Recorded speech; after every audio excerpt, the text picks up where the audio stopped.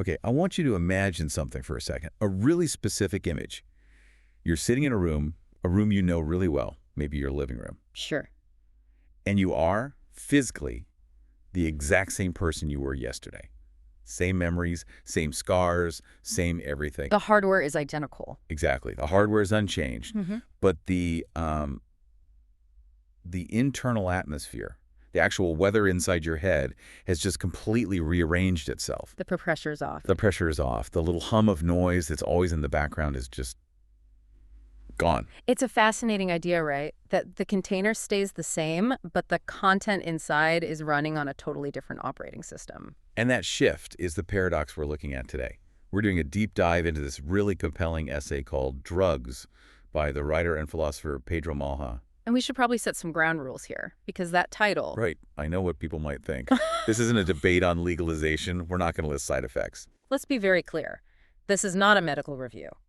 If you treat this essay as, a pharmacological guide, you are completely missing the point. Yeah. Malha's doing philosophy here. He's using these altered states, whether they come from, I don't know, chemistry or exhaustion or just one of those rare quiet moments, to show us something about the nature of you. He's making the case that what we call our identity, this heavy thing we lug around all day, it's not some fixed, solid statue. Yeah. It's a conditional pattern. And the kind of scary but also liberating thing about patterns is, well, they can be changed. So let's get into how he sets this up. What struck me right away is that he doesn't go for the fireworks. Usually when people talk about this stuff, it's all hallucinations, euphoria. Seeing dragons in the kitchen. It's a spectacle. Exactly.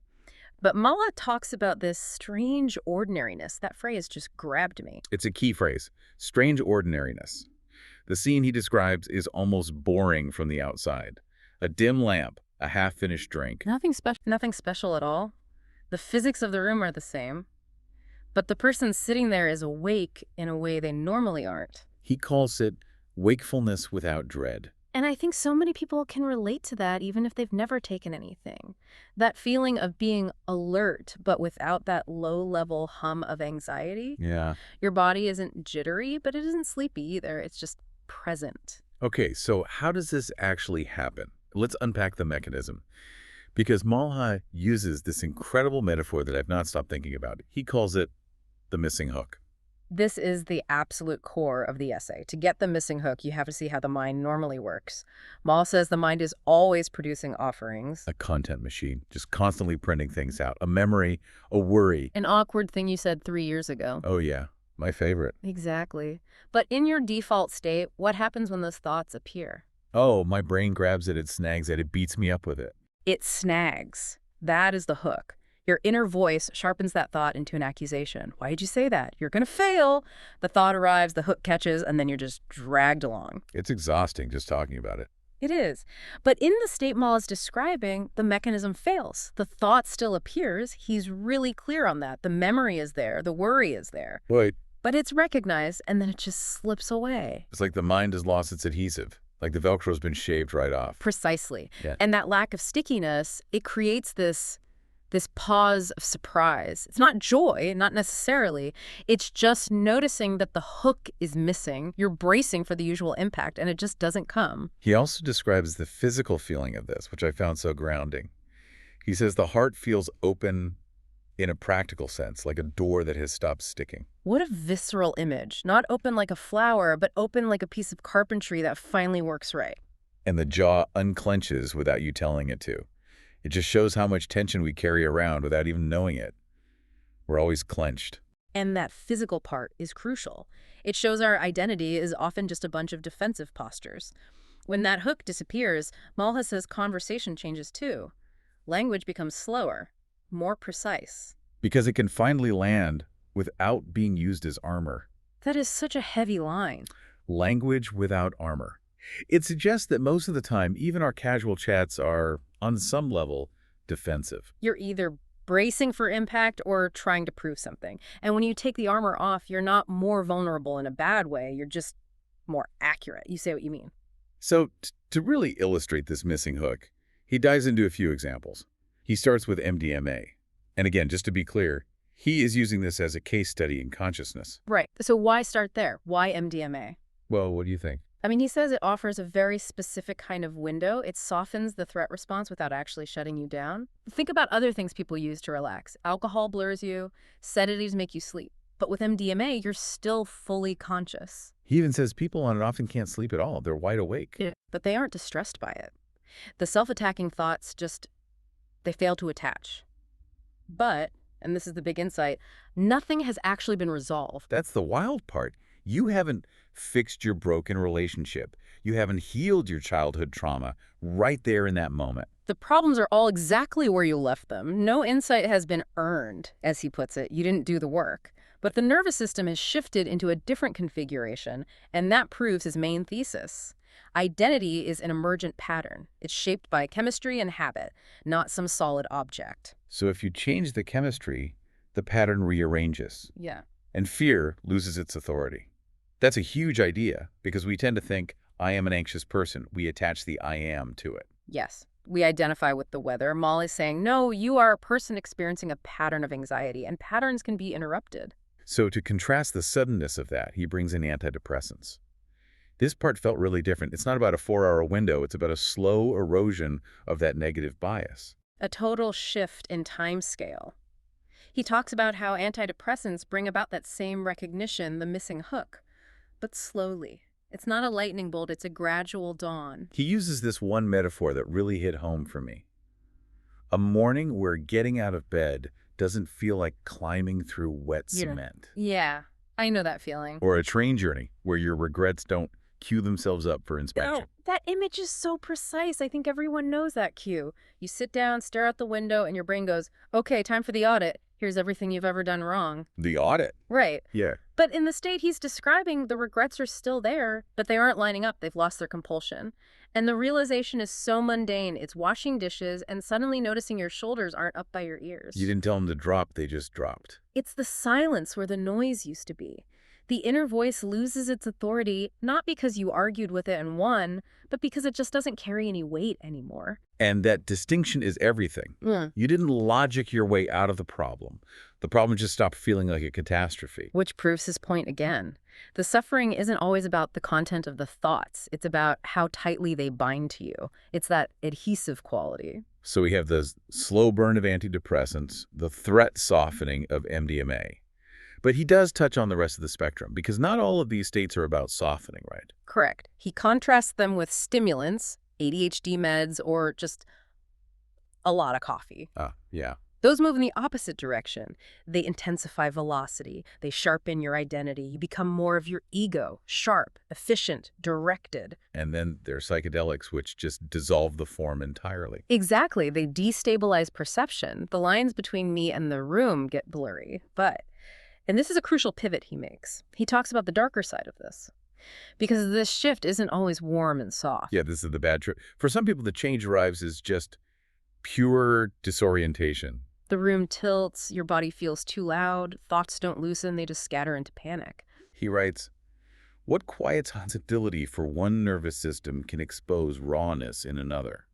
I think that's such an important reality check. It's a reminder that we are all walking around with different internal maps. What's a shortcut to peace for my brain might be a cliff edge for yours. Removing the ego's armor sounds great. Until you realize that armor was maybe holding you together? And dissolving it without any safety is just terror. So it's not a utopian pitch at all. Not at all. It's an observation.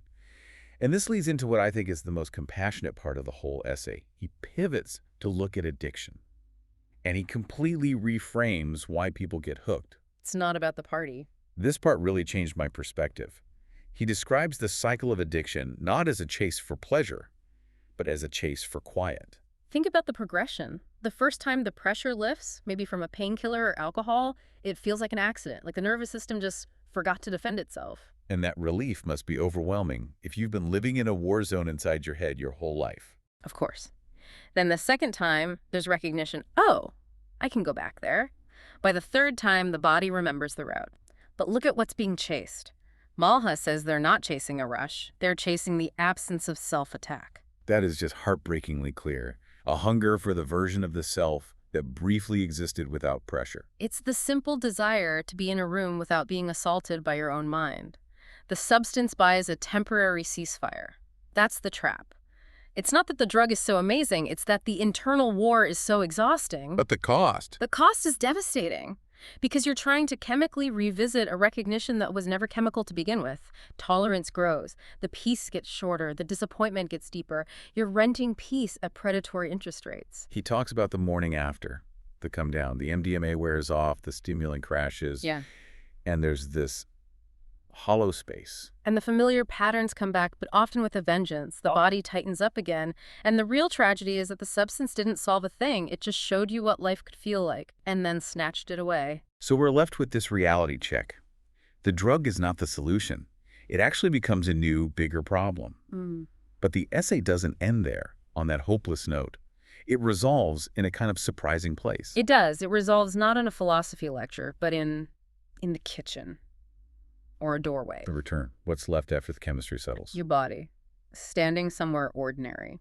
And this is the absolute crux of his argument. The softness, the presence, that missing hook. The drugs didn't create any of that. It just revealed it. Exactly. They removed the noise so you could hear the silence that was already there. Mala insists that this presence lives inside our ordinary moments. It's not some peak experience you have to climb a mountain to find. He gives these beautiful examples, helping a kid with their shoes, washing dishes with the water running over your wrists. Just sitting near someone you love. In those moments, if you pay attention, the hook is missing there too. Shoulders drop. The inner narrator goes quiet. You're not trying to be present. You just are. I love that. Presence isn't something you add to your life. It's what's left when the pressure eases. It recontextualizes everything. Mala says, you are not your inner turbulence. You are the one who notices it moving. The drugs are just a very loud, sometimes dangerous proof of concept that the turbulence is changeable. But the you, the awareness, is constant. So the mission isn't to stay high. It's not even to banish negative thoughts forever. No. The mission is to recognize that the softness is woven right into the fatigue and repetition of daily life. It's about finding that door that stops sticking on a Tuesday afternoon, sober, just by noticing the weight of a cup in your hand. It's a powerful way to look at it. Yeah. It takes the mysticism out of it and puts the agency back in our own attention, I guess. It suggests we can practice this. We can practice dropping the hook. Yeah. When you feel that snag, that urge to judge yourself, you can just notice it. Oh, there's the hook. And sometimes just noticing is enough to make it lose its grip. And it reminds us to be a bit gentler with ourselves. If our identity is just a conditional pattern, we don't have to take our own internal weather so personally. It's just weather. Storms pass, clear skies pass, the sky remains. It's just weather. I'm going to hold on to that one. That feels like a tool. It's a good mantra. It separates who you are from how you feel right now. So let's wrap this up. We've looked at the missing hook, the trap of the chemical ceasefire, and the reality of ordinary presence. What's the final takeaway? I think it leaves us with a challenge. Malha has shown us that the internal atmosphere is flexible. It can be changed. We know chemicals can do it, but the cost is too high. So the challenge is, how do we cultivate that softness without the assistance? How do we find the missing hook in the daily grind? Exactly. How do we engage with our lives so that the armor isn't necessary?